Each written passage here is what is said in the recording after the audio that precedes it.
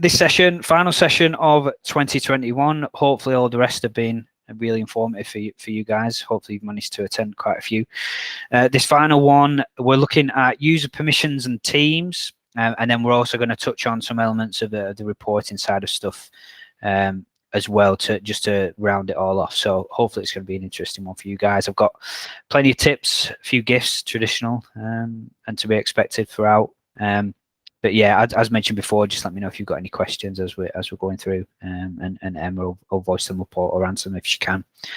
So just a quick introduction, if you guys haven't been on any of the sessions with me previously. So I'm the Senior RevOps Consultant at Digital 22. So I'm responsible for our revenue operations team, hence RevOps.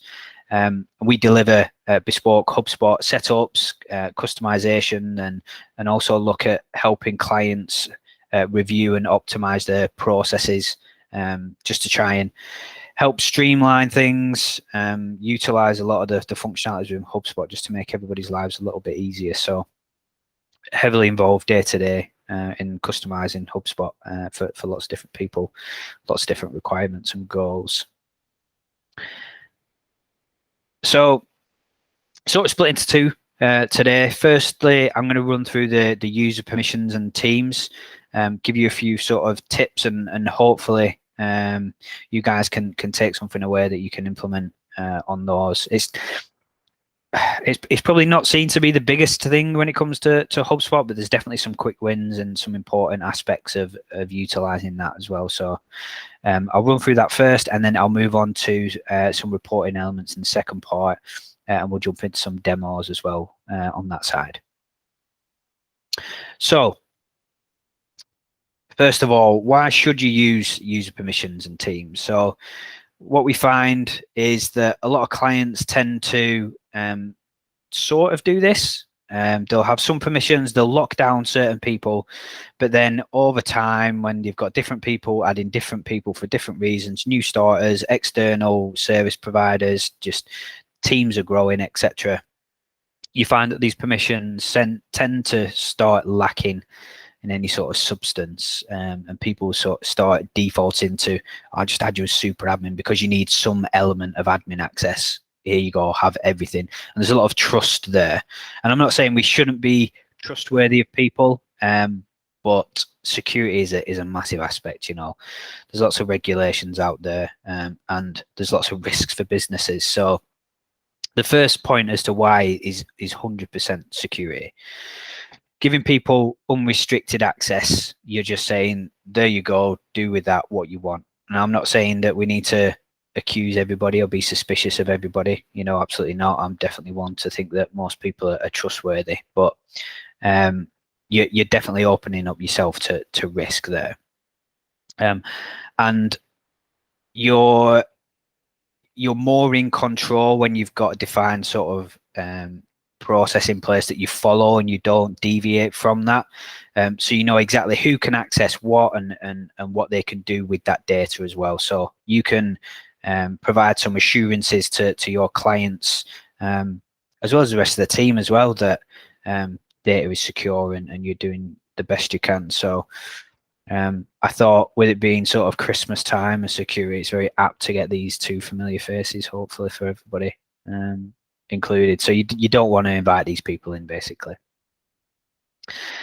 What we've said is some people sort of, like I said, don't take it that seriously, and they'll say, oh, well, we've got some permissions in place, we do lock it down, and also they go the full opposite and say, we absolutely trust everyone in our business. Nobody would do that. But hopefully you can see with this guy, he's supposed to be checking these people going in, but he's obviously just doing a half-assed job, doesn't care. And that's basically what you're doing. You're just letting people in, you're not doing many checks, and you're just opening yourself up to risk there unnecessarily, really. So what I would ask you guys to do is try and ask yourself these questions, you know, whether that's you or the business as a whole. Can you say exactly what permissions each role in your business should have in HubSpot?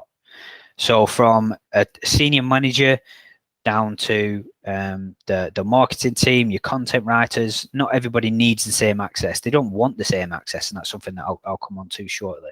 But can you say with certainty what access people should have? If you can, then there's a red flag there. You definitely revisit that. Can you say exactly what user permissions each role in your business should not have as well?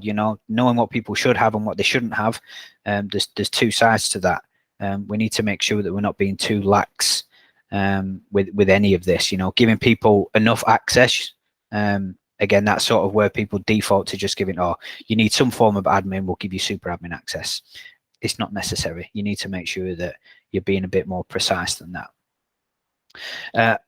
Can you be certain that all existing users have the correct user permissions? Like I said, when you've got multiple people adding people in the system, that opens up interpretation as to what people feel that certain roles should have, what they shouldn't have.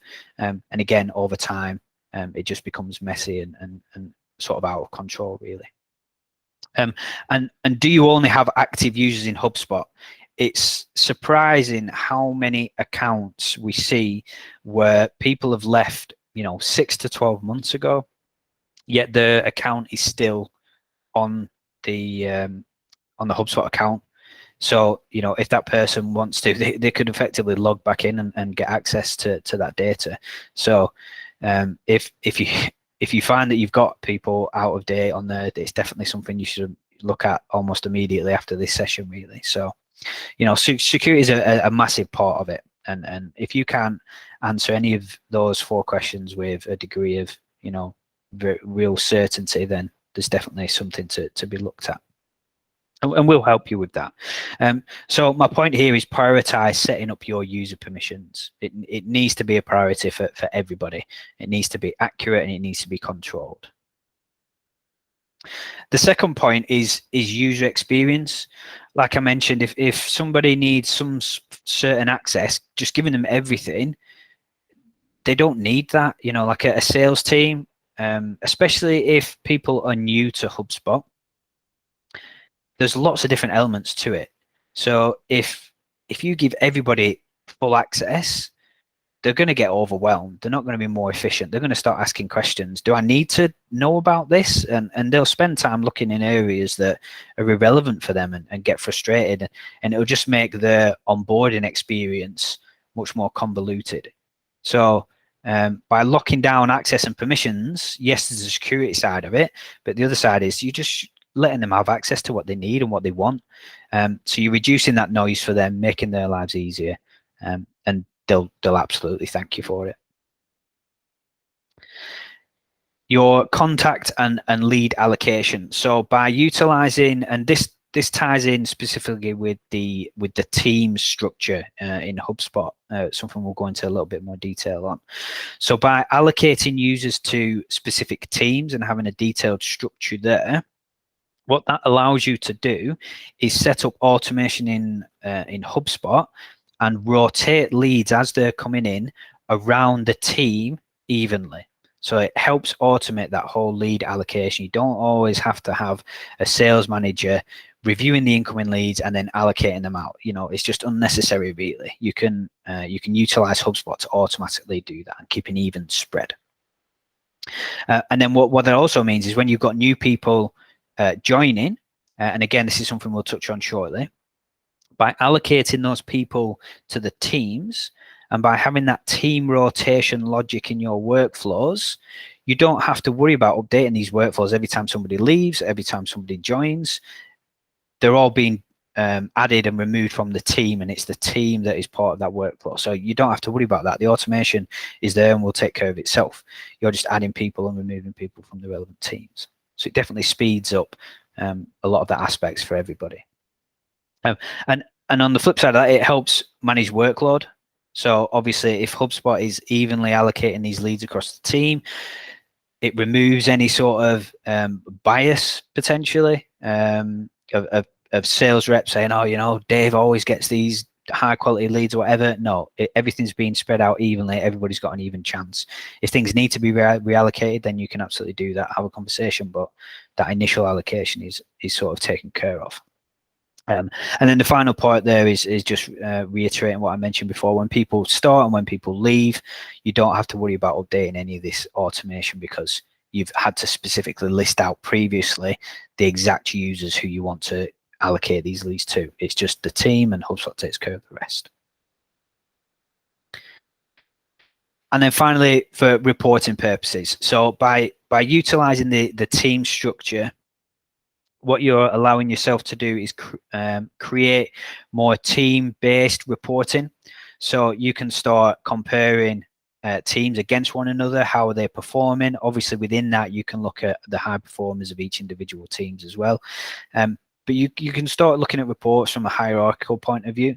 So you've got your sales teams in London, you've got your sales teams in Manchester, you've then got your UK team, you've got your EMEA team, and with the team structure and the hierarchy that you can implement within HubSpot, that opens up a world of reporting opportunities there from that point. So by building out that team structure, you can definitely open up those opportunities.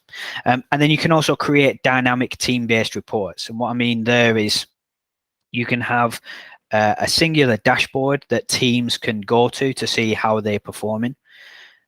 But previously, without utilizing a team structure, you'd have to duplicate that dashboard for every single sales team, which just builds out the library, creates more noise for everybody. You've just got loads of different dashboards to try and filter through. What the team structure allows you to do is add these dynamic filters, such as my team or teams, and bunch together a few teams to create a certain regional report, say.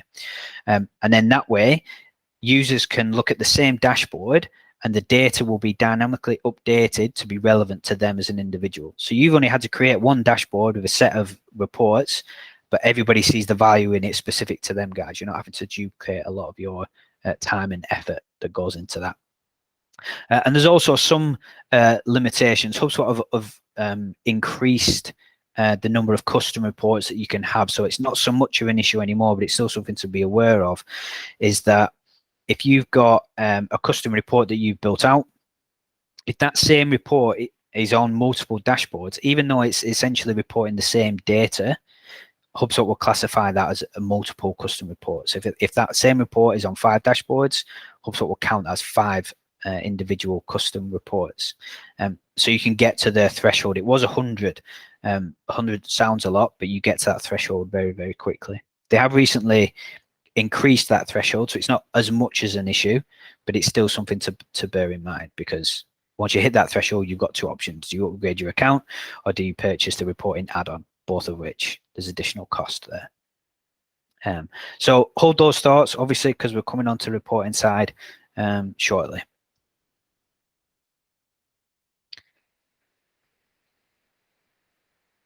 So how do you build out your user and team structures in HubSpot? Well, what you need to do is map out your team structure in a hierarchical point of view. Map out the roles and permissions that you're going to allocate those users to. And it's still worth doing this even if you don't have an enterprise account to create these custom roles. HubSpot have introduced some default roles that you can look at utilizing. So you can map those default roles to the roles that you're looking to create and the permissions that you want people to have. Once you've done that mapping exercise, that's when you actually start building things in HubSpot. And I'll show you what I mean. So what we like to do, and we'll send you guys a link to this template afterwards, is do exactly that. So what we like to do here is map out the hierarchical structure. So you see here, I've got a pretty basic example, but we've got leadership who want visibility over everything. We've then got your department leaders, middle management, and then we've got your departments themselves. So sales, marketing, customer service, finance. Within those departments, we've then got a breakdown here, like you can see, sales team 1, 2, 3. Because each of those teams are going to want to see how they're performing individually, and you're going to want to compare them against one another. You'll also notice that we've got here an external service provider team as well. This is something that we recommend that clients implement whilst you're not necessarily going to be reporting on this, it just helps from a user management point of view and keeps things clean. Otherwise, if you spend time creating the structure for your actual employees and users, if you do have any external service providers join to do some work, you just end up with these sort of anomalies floating around, etc. So I would definitely recommend creating that team and allocating the users to that. If you have multiple service providers for whatever reason, if you've got content writers, marketing like strategists, even HubSpot consultants, you'll see here, build them out into their own specific teams as well. And again, you can sort of categorize those people together. And then the tip here is make sure that when you're adding users and you're allocating them to teams, which is the next part, you allocate the primary team as the lowest hierarchy. And the reason for that is that the primary team will affect what users can see if you lock down potential visibility. And again, that's something we'll touch on shortly. And also it will affect exactly what reports each user would show up on and the data contribute to. So hopefully nothing new there. Hopefully you've already got an organizational chart. It would just be a case of mapping that out and documenting that here. Once you've got that, what we look to do here is list out those specific teams on the left-hand side. And then from that, we're also going to allocate the parent teams. So you'll see here the department leaders, the parent team is the leadership team. The sales teams, their parent teams, the department leads. So again, just adding that layer of hierarchy there. And that ties in with how you will build these teams out in HubSpot, which I'll show you shortly. The next step, and granted, this can look a little bit sort of overwhelming at first. What we've got here are some traditional roles that regularly are implemented by clients and the permissions that we would expect to be allocated to those. So you'll see here we've got super admins where they've got access to everything on the account, sales managers and sales reps. So there's quite a lot of similarities there in terms of access to sales, but you'll see that we've closed down access to marketing because they don't care about the marketing features. They don't want to be creating forms. They don't want to be creating marketing emails. It's just no use to them, guys. So what we've done here is mapped each of these sections to the user permission sections in HubSpot. So what I'll show you next should hopefully make this a little bit clearer. And what I would say is if you're going to look to use this template or create a similar one of your own, sort of have this open side by side with the HubSpot permissions, and it'll just make it a little bit clearer and easier as you're working through it. Once you've defined those, that's where we look at actually allocating these to the relevant users. It's a quite simple table. You've got the name and the email address of the user, the team that we want to allocate them to, and this will update based off of the teams that you had in previously, and same with the roles. You're going to add those in. And then you'll notice we've got a delete column here. And again, this ties into the point I made earlier that when we look at a lot of client accounts, they've got some really old users in there. They've even got duplicate users because people have changed email addresses after they've got married, as an example. And there's 2 accounts on there. So definitely use this as an opportunity to cleanse your users when you're looking to work through this, because I'm pretty sure unless your finger's pretty on the button, that there's going to be a few people there that you're going to want to get rid of. So that's the purposes for that.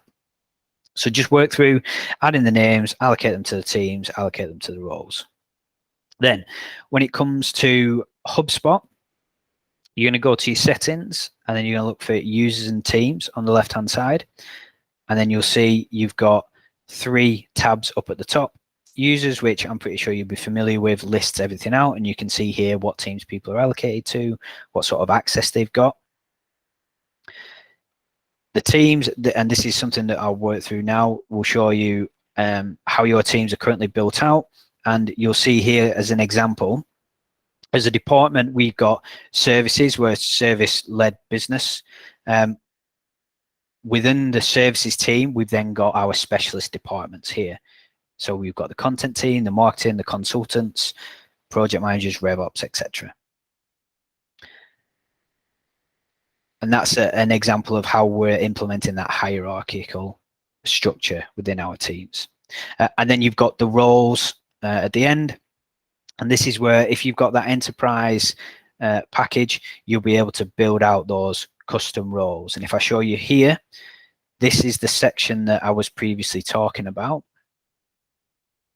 whereby we've looked to map the sections in the template for the roles and permissions to each of these sections here. So you can work through and you can understand and get the additional context as to what that access would give you.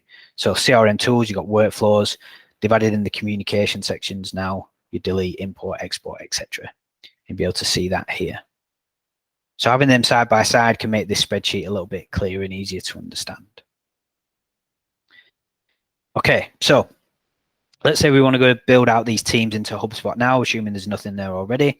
You would come into your team section, simply create your team, give it a name. So we're going to say this is the sales department. If there is a primary parent team already available, then you can select that from the drop down. And then you're also going to look to add in your primary team members. Now, this is, remember back to what I said, we're going to want to allocate primary teams based off of the lower hierarchy. So here, what I'm looking to do is just group together my sales teams. So there's no actual primary users that I need to add in at this stage. This is just for the structure purposes. So I can literally hit save. That's now there and ready. If I want to add a child team to that, effectively, I can either do that by creating a team and then selecting sales as the parent team. Quite simple.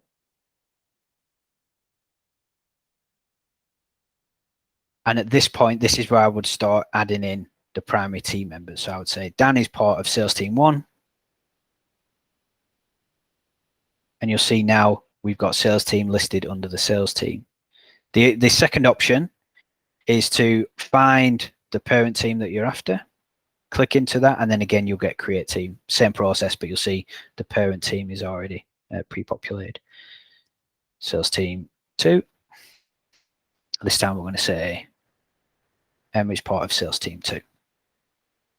Now, what this allows us to do, again, going back to the hierarchy reporting point of view, I can now start creating reports based off of the HubSpot sales team, which will take into account the data related to everybody included within sales team 1 and sales team 2.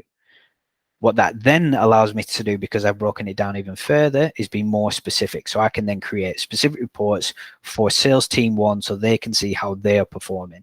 I can compare it to sales team 2 if we want to offer that, or I can just utilize those dynamic filters so that if Dan, as an example, was looking at a dashboard, if I've added in the My Team filter, he will see all his details.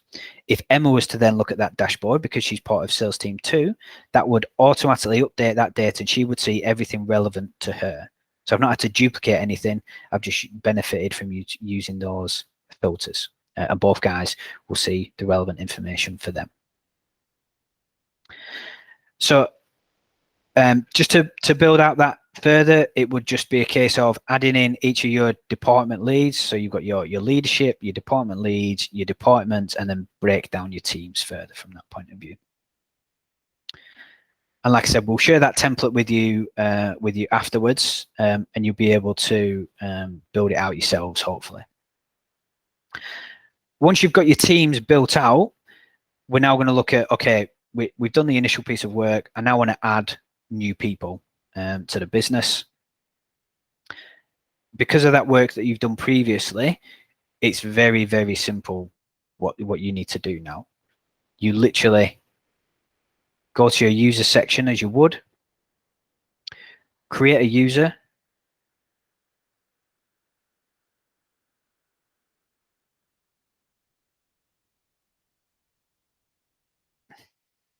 We'll ignore spelling for now. And this is the new feature which you may or may not have seen where HubSpot have built it in. So previously, if you didn't have enterprise, you wouldn't be able to select a role. It would simply take you straight through to start adding in each of the permissions for each individual user. Now what HubSpot has let you or given you access to is these default roles. So if you don't have enterprise, you can select these default roles and you've got a drop down here. So it's quite significant, but there's a lot of assumptions in here. So what I would recommend is take a look through, have a look at each of the relevant roles that might be suitable for your business, and you will start to see exactly what people have got access to as you select each one. And then you can then look to see, are these right for me, or do I need to customize them slightly? If you do have enterprise, you can use the saved role, and then it's just a case of selecting the role, selecting the team. If you don't have enterprise, then you're going to want to select start from scratch. That will then load up the previous screen that we've seen where you've got all the different permissions, and it will be a case of working through this, matching it up to the permissions that you've laid out within this template here.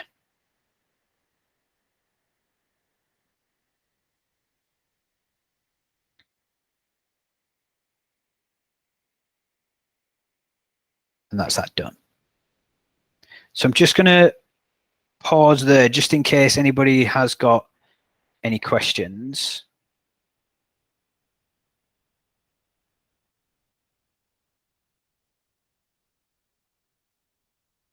No.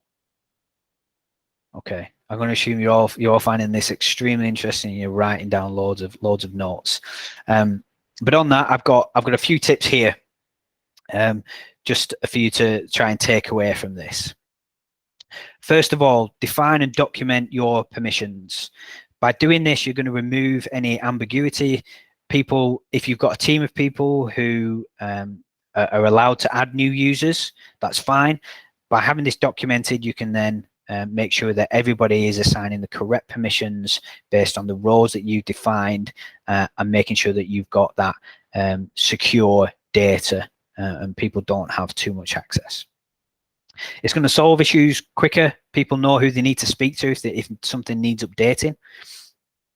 And you're also going to be able to offer those security assurances, like I mentioned earlier, to your clients. So define and document your permissions. It removes a lot of confusion. Assign a DRI to managing users. Now, a DRI is a directly responsible individual. This is so that everybody knows who they need to speak to and who is in charge of approving and adding these users. So you've got better control of your users. This person knows that they'll be the one adding and removing users. Again, removing users is key here, making sure that you've only got active users in your account. And again, it's another layer of control. You're less likely to assign the wrong or incorrect permissions for users, and actually start managing them. So that will be another tip there, is assign a DRI or a team of people who are responsible, and they work closely together to make sure that everything is being controlled. Utilize the roles in HubSpot. So the default roles, HubSpot have offered that out now. Definitely take a look, because that's going to save you a lot of time rather than having to add in the user permissions every single time you've got a new user starting, which it's just an unnecessary use of time. So definitely look at those. If you do have an enterprise package, 100% get those roles built out, add those permissions in, and then when you are adding a new user, you just select saved role, bang, so assign them to the relevant team, done. Really quick and easy.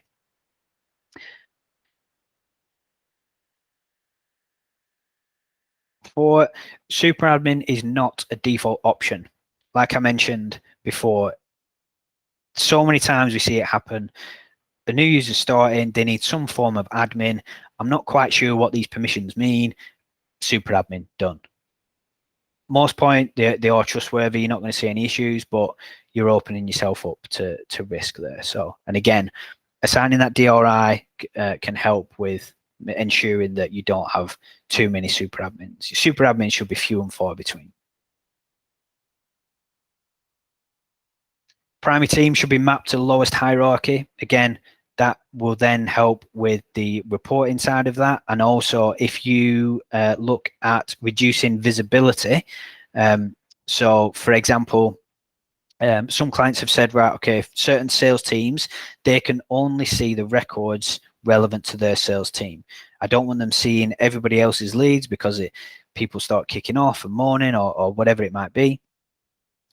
If contacts can't see a certain record, that data will not appear on their reports. So just bear that in mind. And that's my final tip here is reducing visibility will affect users' reports in views.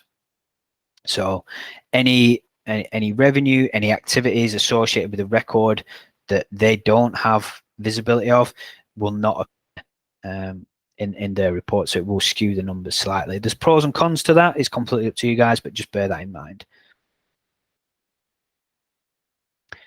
Okay, right, onto the reporting side.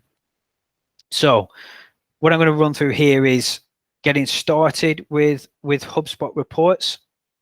And I'm going to jump into the system and we're going to go over creating a new dashboard, your options there, how to navigate and find reports in the reports library, and how you can schedule these reports to be emailed out on a regular cadence for board meetings, sales team leader meetings, whatever it might be. So let's jump into it.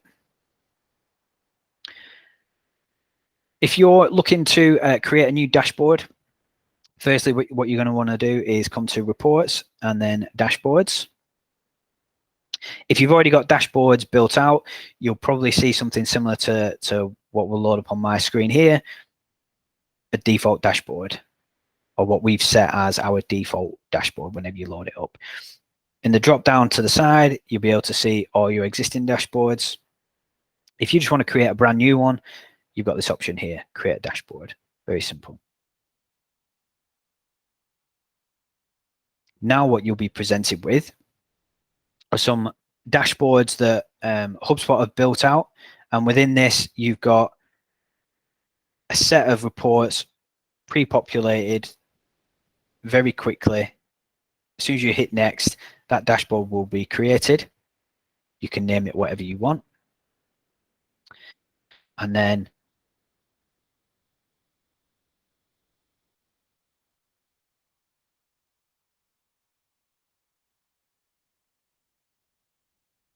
you're rocking and rolling. These reports will start populating and you've got a decent starting point for a useful dashboard.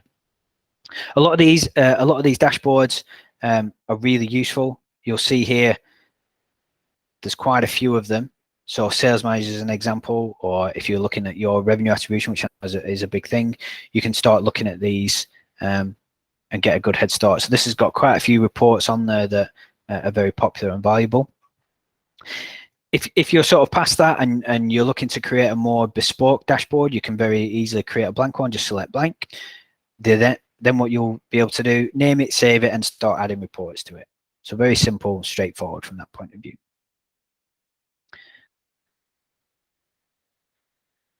If then you want to add to these dashboards, so you're happy with these, you just want a little bit more information on these, then what you can do is select the dashboard that you want to add the reports to, and then on the right hand side you've got this option for add report, and you've got a couple of different options here. You've got from my reports, the report library, build a new report. So from my reports, they're the custom reports I've already built. Build a new report is to create a new custom report, but right now I'm just going to show you the HubSpot reporting library. So similar to the dashboards, HubSpot have built out quite a large number of reports that you guys can very quickly and easily pull through onto your dashboards. There's some element of customization there as well, if they're not 100% right, but you can quickly find some pretty valuable reports in this section. So you'll see here, there's 263 at the moment. That number is always increasing. They're always adding to this. Now, if you're looking at this for the first time, it can be a little bit daunting trying to filter your way through 263 reports. But on the left-hand side, you've got some filtering options that you can break it down. So let's say we want to look at how our blogs are performing. You can quickly tick these, and then you'll see that HubSpot's filtered that down for us. So we can see how our blogs are performing against the previous period, the overall blog views, which blog posts are getting the most views, what's been recently published, and how are our blogs doing in terms of total number of views and sessions today. If you find one of these reports and you're like, yep, I want to add that to my dashboard, simply hit Save Report. It will let you rename it if you want to, and then you'll have the option here to add to an existing dashboard. Simply find the one that you want to add it to, hit Save and Add. You can then continue finding other reports, or you'll see I've got this little pop-up here. Go back to your dashboard. That'll just take me back to that dashboard view, and then I'll be able to update it. So definitely worthwhile looking at that reporting library as a starting point. There's loads of decent reports in there, from attribution to deal revenue to team performance, what activities are being logged for each team and each team member, as well as your standard sort of marketing reports.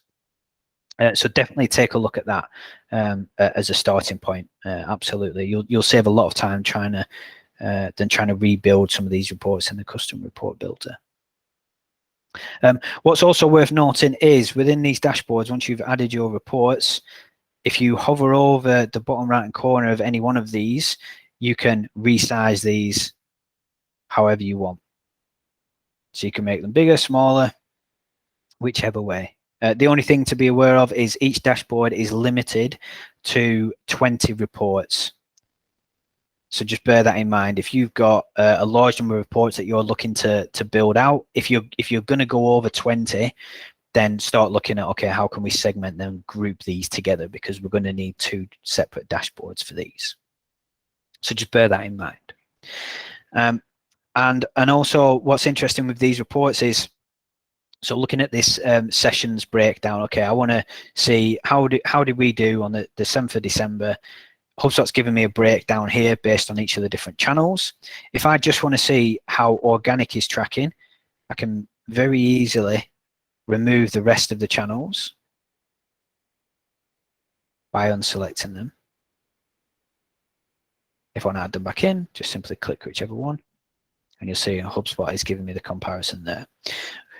What you can also do is click in at any one of these points, and HubSpot will start to give you a bit more of a detailed breakdown. So you'll see here now I'm starting to see the number of sessions, the number of visitor sessions, bounce rate, session length.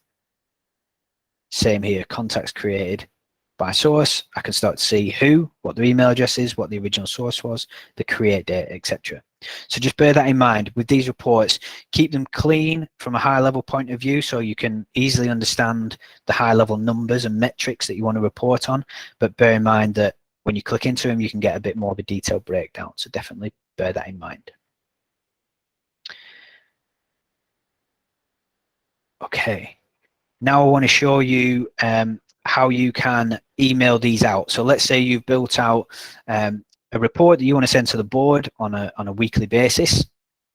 What you're going to want to do when you're in that dashboard is go to Actions, and then you'll see here you've got the option to email this dashboard.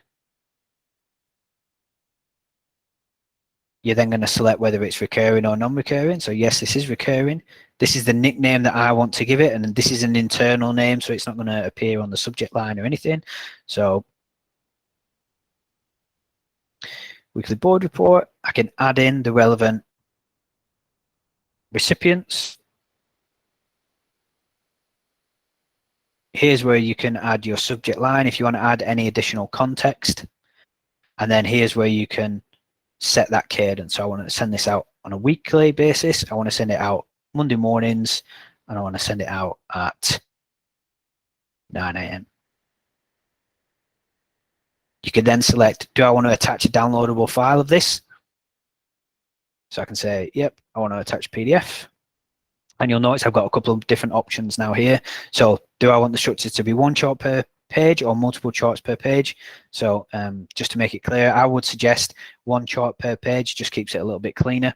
And then any additional dashboard context. So do we want to add any specific filters? Yes or no, or do we just want to use the filters that we've already applied to that dashboard? We can then schedule that email, and that's it, done. Very quick, very easy to set up. If you want to edit that at all, you'll see now under actions, I've got the option for manage recurring emails. Simply select that, select the recurring email that I've set up, and then we've got the same options there visible. And again, it's quite easy and straightforward from that point of view.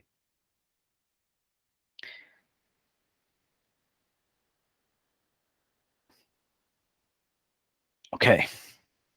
Now what I want to show you is utilizing the analytics tools, because there's a few tips here which, if you're just relying on the reports library and even the custom reports, you're not going to be able to get the level of detail that you can get within the analytics tool. So I just want to run through a few of these things. So I'll show you where is it, how do you find it, how can you create reports from these tools, and I'm going to show you some key reports as well that hopefully you guys will find beneficial. So the analytics tools is again located under reports, and it's the very first option. So I would like to think most people have come across this already. Once you select that, you'll be presented with this screen here, and you'll see there's quite a few beta options. HubSpot are always developing and building this out. And then if I show you an example here of traffic analytics, this is where we can get a more detailed breakdown. So this report you'll see or will look familiar to what I just showed you previously, number of sessions by source. But I can start looking at, okay, what's my number of new contacts by source? I can start adding different filters on there. Do I want it monthly, by day? Do I want it by a week? Whatever it might be, whatever the cadence is.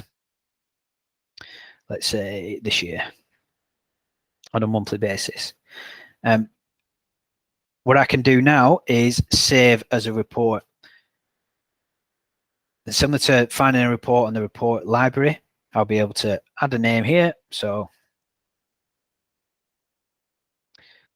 select a dashboard, find the dashboard, and add that. Quite simple and straightforward. And you can do this with pretty much all of the analytics tools. So if we look at contact analytics as well, we can start looking at a bit more of a breakdown here. Number of contacts by source this quarter. How did that look by create date? And again, I've got that save report option. But one that I want to show you is sales analytics. Here, there's a vast number of additional reports that you can create within this tool, which would otherwise be impossible to create either from the reports library or the custom report builder. And you'll see here on the left-hand side, you've got some coaching reports for teams, so you can see how the guys are performing, spot any potential knowledge gaps, any training opportunities that you want. And then you've also got forecasting and outcome reports for the sales teams as well. So you can start seeing, okay, how is our pipeline progressing? How is it, how the team performing? So, and this is one of the key reports that I want you guys to try and take away from here is the deal pipeline waterfall summary. So what I can do here is, again, add some numerous reports. So I can start to say, okay, I want to show reports that are due to close this quarter. And I want to see what changes occurred last month.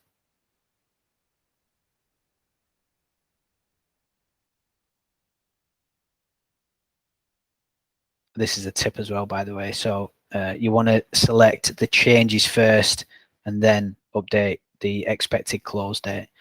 That was a schoolboy error on my report, on my part.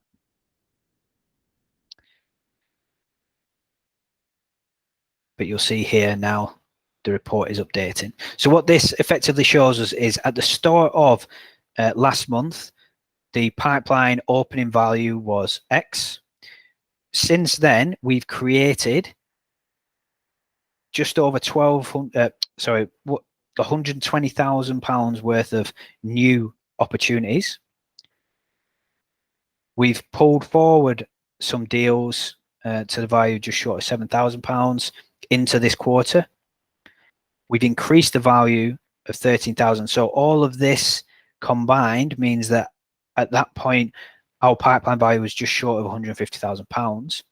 Then what we're going to want to look at here is the number of deals that we've marked as lost, how many have moved out to closed won, and ultimately, what is the end value of that pipeline after all of those changes have been taken into account. And this is really valuable. You can start to see, you know, how is our pipeline actually changing and fluctuating between over a period of time.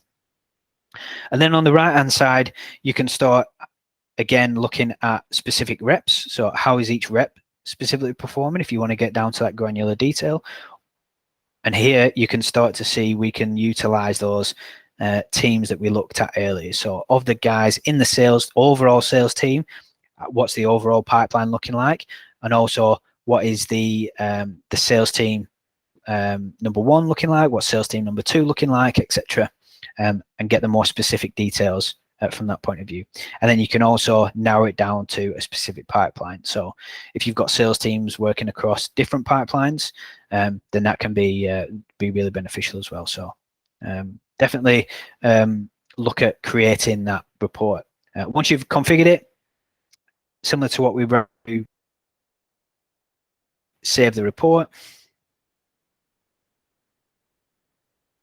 and add it to your dashboard.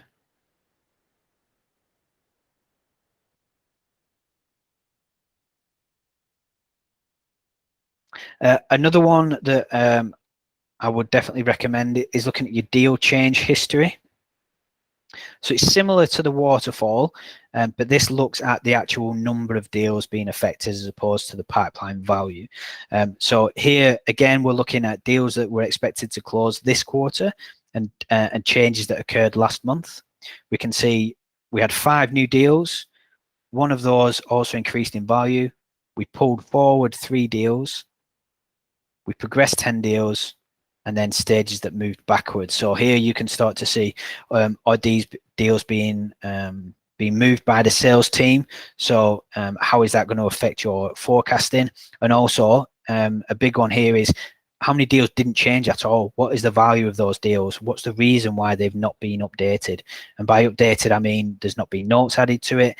The deal stage hasn't changed. There's not been any emails logged against it. So if your sales team have got the sales extension installed and they're emailing a contact that is associated to an open deal, those emails can automatically get logged against that deal. That will contribute to the update. So if there's no change and you've got that you've got that integration installed, then there's not been any email interaction with that contact. Why? So that can be really powerful to make sure that deals are not falling through the cracks, becoming stagnant, and you're losing out on opportunities. So deal change history would definitely be another one that I would absolutely recommend. And then here you've also got team activity timelines. So you can start to see, okay, what activities are taking place, what sort of conversations are happening. You've got tasks completed. So if your team are utilizing the tasks function in HubSpot, you can start to see, okay, how many tasks have been generated of those, how many have not been started yet, how many have been completed, etc. And as with all of these HubSpot reports, you can click in and you can start to see in a little bit more detail exactly what those tasks are.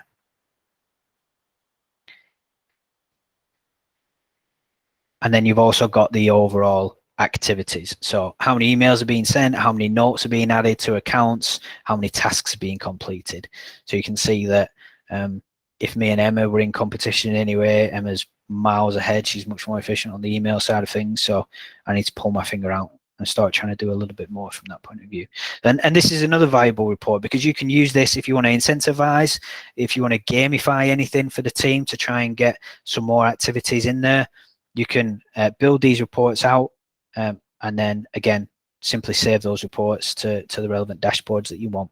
So your completed activities, your deal change history, and your deal pipeline waterfall, the 3 key reports I think that you guys would definitely benefit from, and they're all located within the sales analytics tool.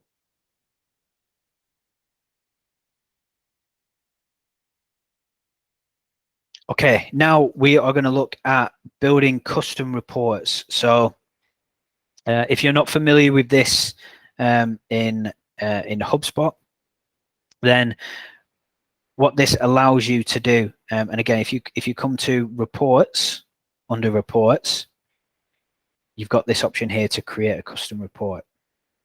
This allows you to create single object custom reports. So if the report library doesn't provide you with what you need, or you just want to add some additional customization which might not be available with those reports, then you can do that very easily here. So if we say, okay, I want to know the number of contacts that have been created in the last 30 days, and I want to see who they've been allocated to from an owner point of view, you can very quickly do that here. Simply add your filter for the create date. So I want to say is, let's say, last month, this quarter, actually, let's stick with that. This quarter.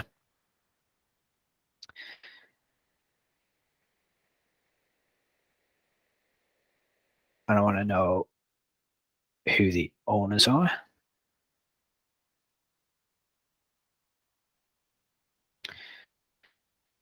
And I can add those in, and I can start saying, okay, contact owner, count of contacts, and I can start changing the display. Quite simple reports.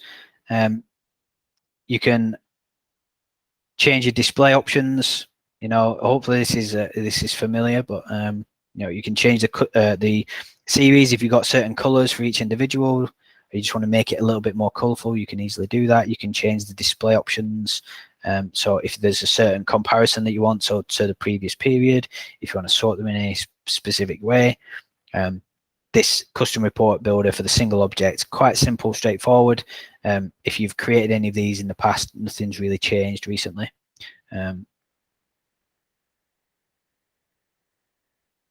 But what I want to spend some time working through on this call is the actual custom reports builder.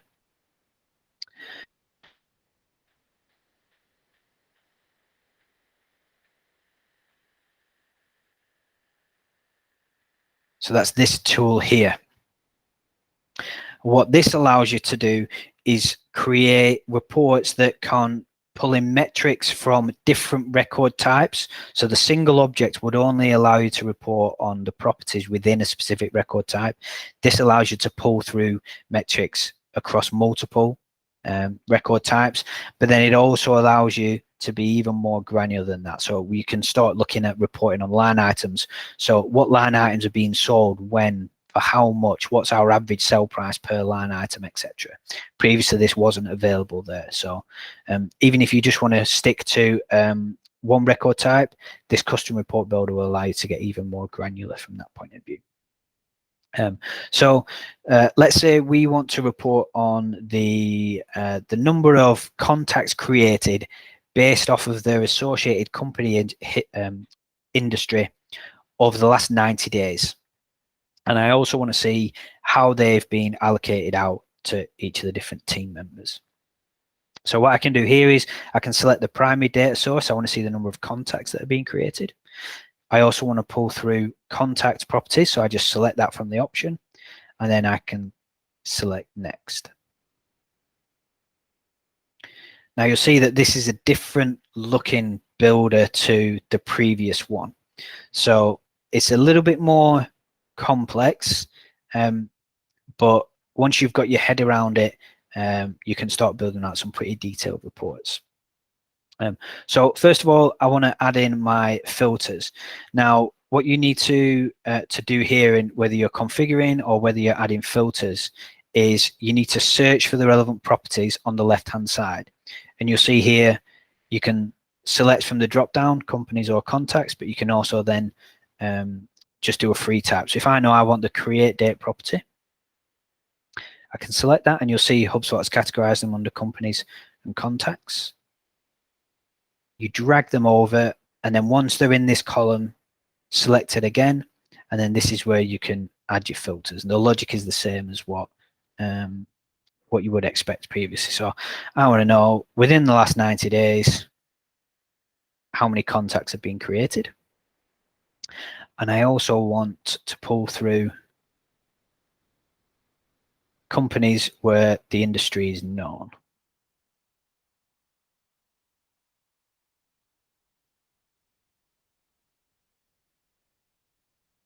Now, when it comes to configuring, I want to pull through the industry again, but you'll see here, I've got nothing to select. I need to follow the same logic. So I want to see companies by industry. I want the count of contacts to be displayed. And I also want to see who they've been allocated to. And you'll see here now we've got this option for the breakdown. What that will do is take your y-axis and then break it down by whichever values you put in there. And what you'll see here now is that we've got a detailed report showing all the industries associated to contacts that have been created in the last 90 days. We've got the total count, but then that's also then been broken down by each of the different owners. And if I want to, I can click in and see a detailed view of those as well.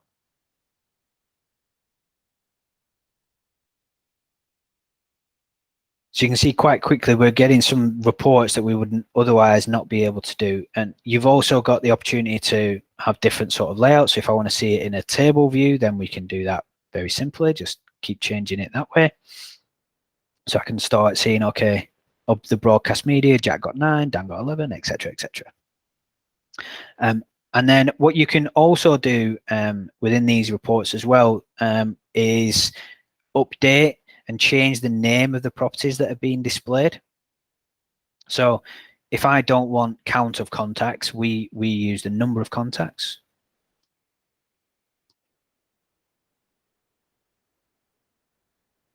You can very simply change those, and you'll see here that's been updated there. I can change this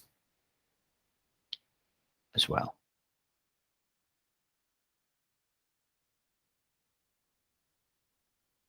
So that's really, really helpful, because I know that's been a pain point for a lot of people, including ourselves in the past, where when you're trying to create detailed reports for board members who maybe aren't in HubSpot, trying to then educate them that, oh, contact owner is actually account manager, as an example, you know, it's caused a bit of friction and some frustrations for both sides from that point of view. So being able to rename these properties and the axes is really beneficial. So that's definitely a big plus point for this as well.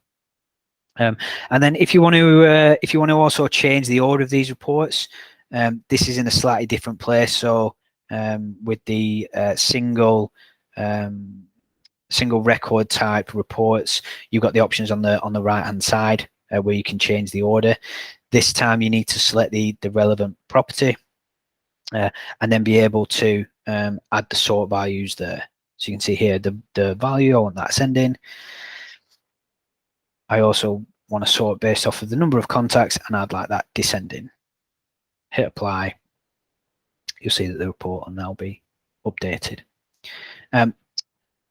One thing that you also need to note, so let's give that a name, test name number 1.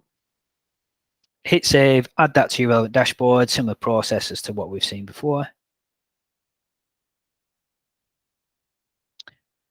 You'll notice once I've saved that, I've then got these options here. So this is a really good starting point if you want to build out on any of these custom reports, that you can jump into this, make the changes you want, but you need to make sure that you select the relevant one. You're either updating the existing one, or you can create a new version of that. What that allows you to do is, if you've got a decent starting point, you don't have to worry about having to add in all the filters and all the different properties time and time again.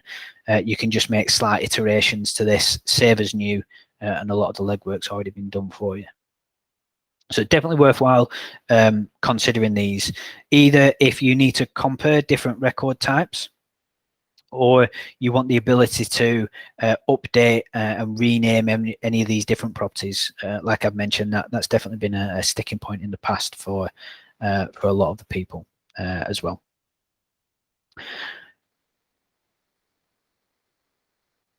Okay, so a few more tips on the reporting side. So utilize dashboard filters.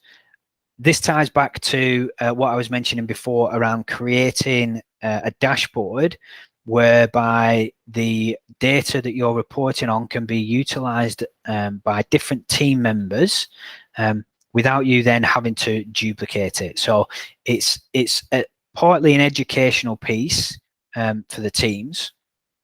So what I would say here is these reports in the top left-hand corner. So when people are coming into the relevant dashboard, you've then got these options which will override any of the default filters below. So if you've set up the default filter to report on last month, but the team want to see, okay, how do we do for the entirety of the last quarter, then they can very easily add that in here. And that will update everything.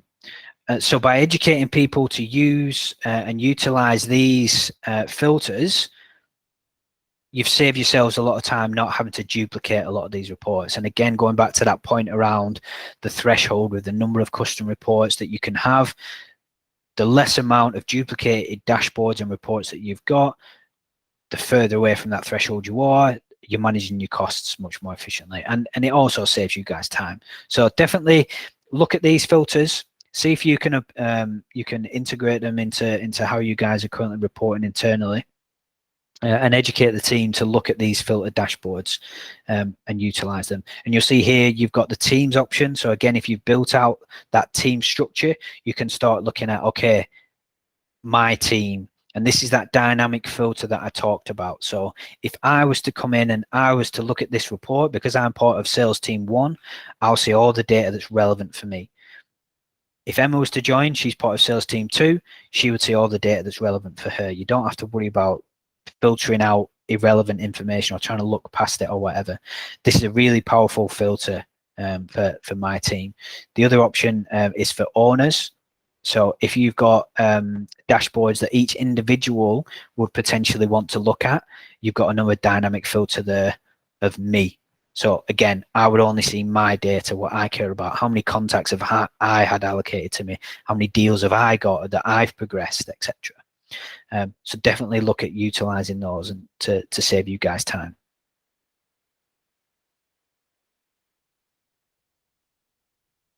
My next report is check the library before creating new custom reports. I've been guilty of this in the past. You want to create a new report, you think it's brilliant, right? Okay, I know what I want. I'm going to go and create a new one. With the number of reports that you saw that are in the library, the likelihood is there's already something there that you can utilize, and it'll be much quicker to do that than trying to figure out and build the report yourself. So definitely take a look there as a first port of call. And then be selective on who can create reports. So this is something that comes up quite a lot with particularly for sales teams. So you've got each of your sales reps, they all want their own dashboards, they want to know how they're performing.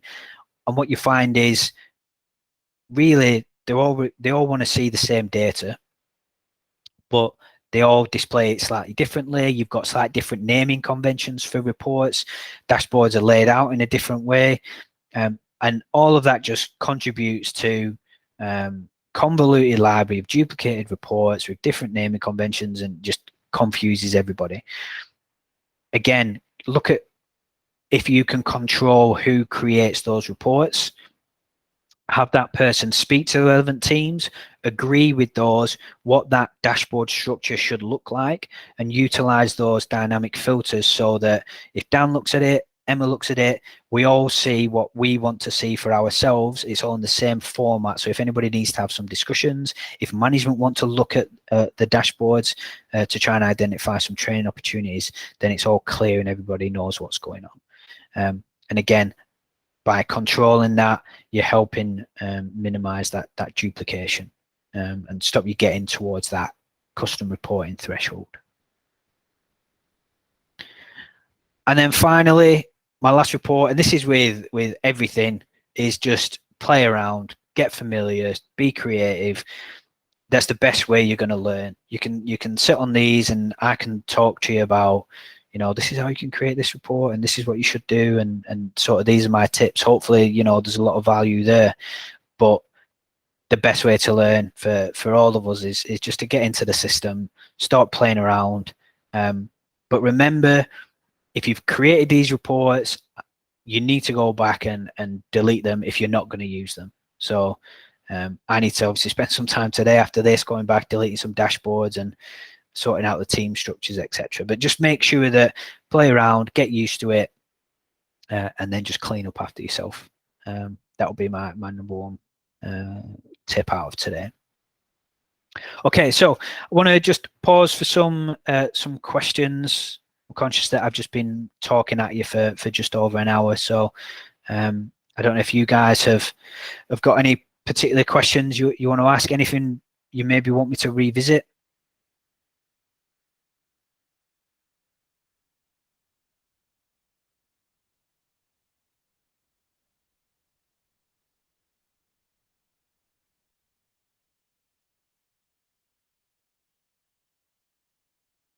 Okay, brilliant. Thanks, Lisa. What I would say is, if you've got no questions now, then just bear in mind that we're still here if you do have any questions later on down the line. So after this session, we'll send out some contact details. If you do have any questions, you're struggling with anything that we've gone through, then just send them over our way. So okay, we'll leave it there then, guys. I just want to finish off by saying, obviously, thanks for taking the time out of your day to join, and hopefully you guys have a nice Christmas break and get refreshed for the new year.